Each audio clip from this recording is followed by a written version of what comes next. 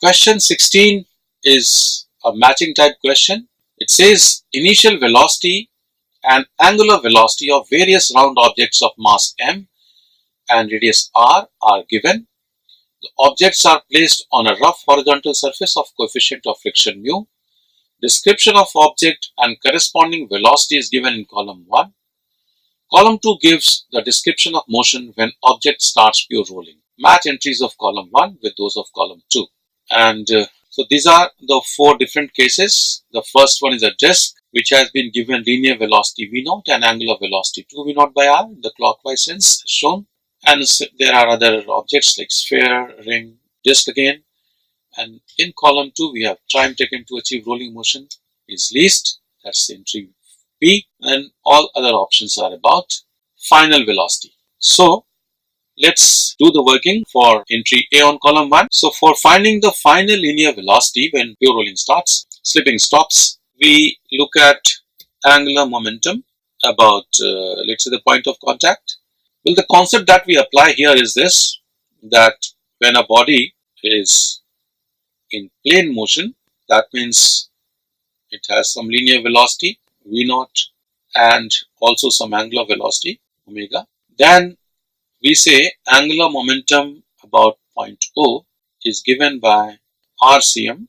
So if this is center mass, this is RCM vector, RCM cross MVCM plus IC into omega. This is the concept, that's what we are going to apply. So in the first case, that means case of A, angular momentum of course clearly due to both the motions is in the clockwise sense, that means into the plane, and its magnitude is given as m v0 r plus mr square by 2 into omega, that means 2 v0 by r. And when rolling starts, this is equal to mvr plus mvr by 2, that means 3 by 2 mvr. Solving, the value of v comes out to be equal to, this is 2v0 into 2, 4v0 by 3. So A is matching with S. Now to find the time, well, the linear acceleration will be simply mu g as long as there is slipping. So final linear velocity is 4v0 by 3. Initially it was v0. So we have 4v0 minus v0, that means v0 by 3 is equal to mu gt, or in this case the time taken to achieve rolling motion will be equal to v0 by 3 mu g. We need to calculate because we have to evaluate on the option, the entry B. Let's look at entry B on column 1. Well, again, angular momentum about the point of contact due to both the translational motion and the rotational motion is in the outward sense. So we can again write, it's a sphere, so we can write here mv0 r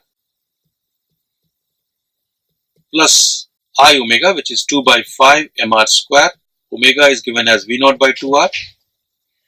This will be equal to mvr plus 2 by 5 mr square omega, which is 7 by 5 mvr. Solving, value of v comes out to be equal to 6 v0 by 7. So final linear velocity is 6 v0 by 7. So that means B matches with Q.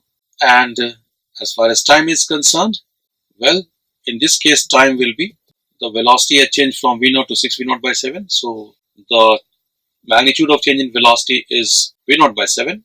So it's v0 by 7 mu g. Let's look at entry C now. For entry C, the angular momentum is mv0 r plus mr square into 2v0 by r. So we have mv0 r plus mr square into 2v0 by r equals mvr plus mvr, which is 2 mvr.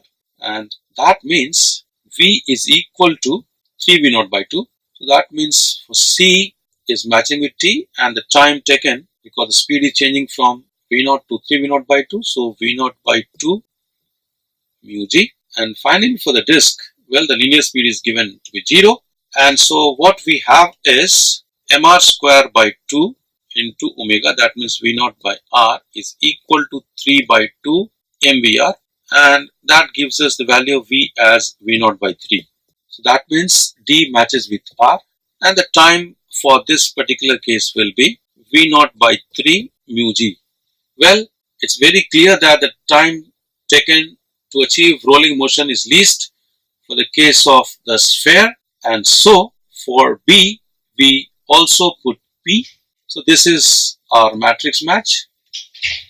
So that means, let me write again, A is matching with S, B matches with both P and Q, C matches with T, and D matches with R. That is our answer to question 16. Let's go to the next question now. Well, in question 17, we have 1 mole of an ideal monatomic gas undergoing process AB as shown in process diagram. Different processes AB are shown in entries in column 1. Characteristics of the process are given in column 2. Match the entries in column 1 with those in column 2. Let's start with entry A on the left hand side. In column 2, we have options about molar heat capacity, work done by gas is 0, positive, and molar heat capacity, molar heat capacity. So for A, to find molar heat capacity, we'll find delta Q and equate delta Q with NC delta T. That's the approach we are going to follow. Well, as far as work is concerned, we can see that work is clearly positive because the gas is expanding in option A. The volume is changing from V0 to 2V0. So clearly work is positive. So for A, we can see that Q will not match, but R matches.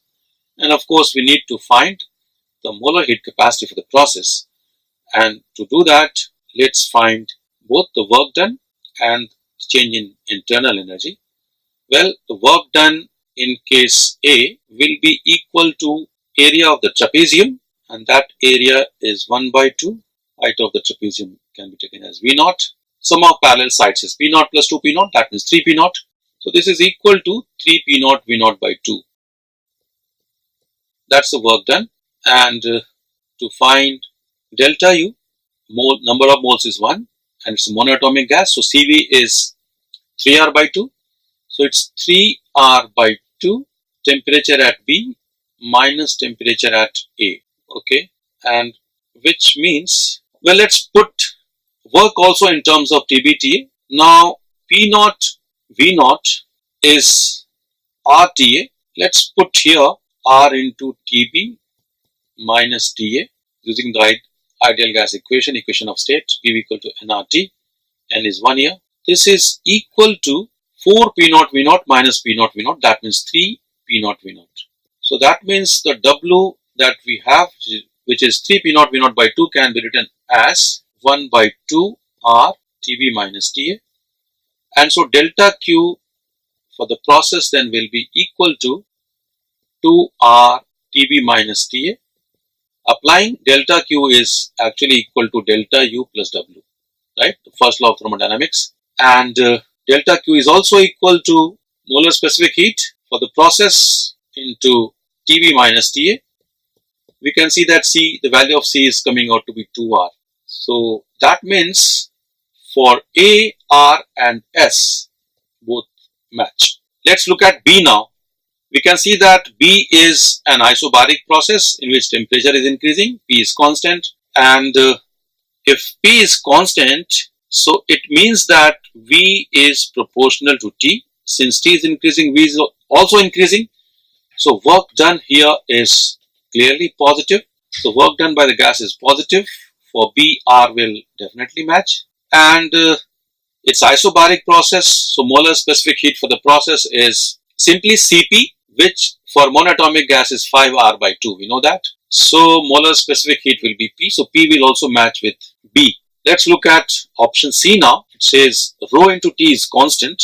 So rho is mass by volume into T is constant. So that means V is proportional to T again. So process C is also an isobaric process. So whatever is true for B will also be true for C because the gas is expanding here too as the temperature is increasing. So that means for C again we have R and P as matching entries. Let's look at D now. We can see that D is an isochoric process, volume is constant, temperature is increasing. So work done will be 0. For an isochoric process, work done is 0. And so for D, we have Q and molar specific heat will simply be CV, which is 3R by 2, because it's an isochoric process. So T also matches with this. So this is our complete matrix match. A matches with RNS, B matches with RNP, C matches with RNP, and D matches with Q and T. Let's go to the next question now.